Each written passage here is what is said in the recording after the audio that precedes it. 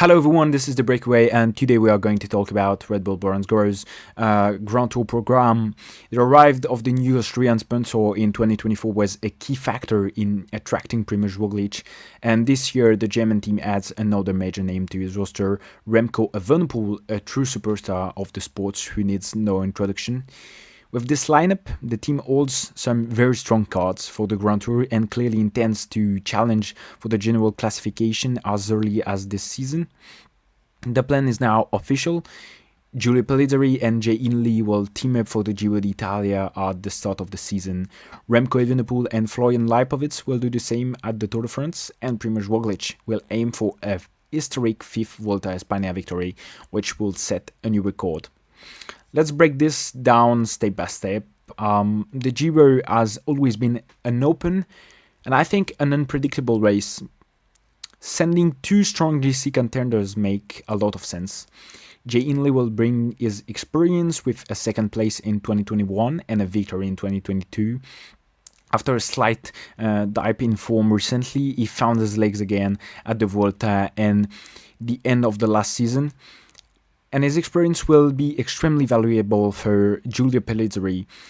Pellizzari finishing 6th this year in the Giro and continues to improve and could very well surprise us. As for the competition, Joao Almeida will be there and Jonas Vingegaard's presence is still uncertain.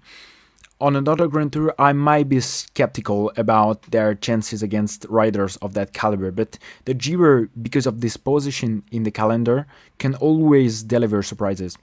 We know Joao Almeida is a diesel type rider, and he sometimes has off days, moment that absolutely must be exploited to take as much time as possible.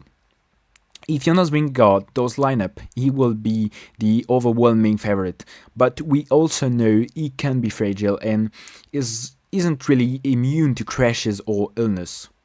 Of course, the start list will become clearer early in the season and we'll dedicate a full episode to that, but overall I think the Hindley Pellizzari duo, which we have already seen in action at the Volta, looks like a very solid strategic choice. And now we can move out to the Tour de France. Red Bull is making a bold statement by sending his two strongest cards in hopes of achieving something significant. Evenepoel and Lipowitz both finishing third in the last two editions of the Tour.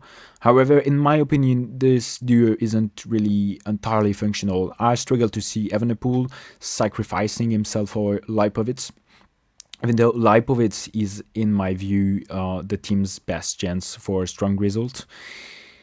Something he clearly proved at the Dauphiné and the Tour last year. Remco has somewhat stagnant in the mountains over the past few seasons, while Lipowitz has exploited and continues to progress rapidly.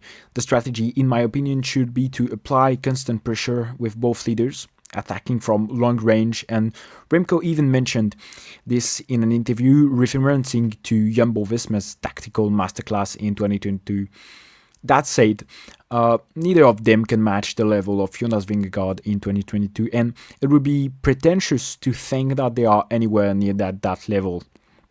We'll also have to see how the season starts, because Lipowitz and Evenepoel will likely avoid each other in their race programs as much as possible. Still, I remain doubtful about their co-leadership at the Tour.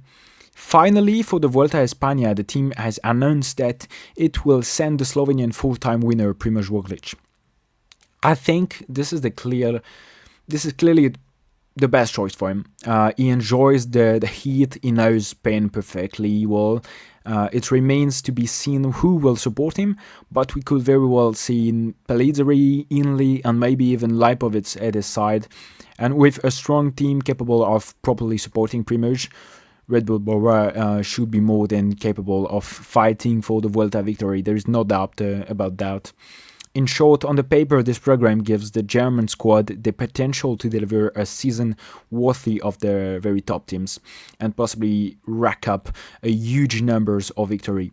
This is definitely something we will need to keep a very close eye on. Thank you for watching this episode. I'm really open about critiques and advices, so let me know in the comment what you think and what I can improve, and see you on the next.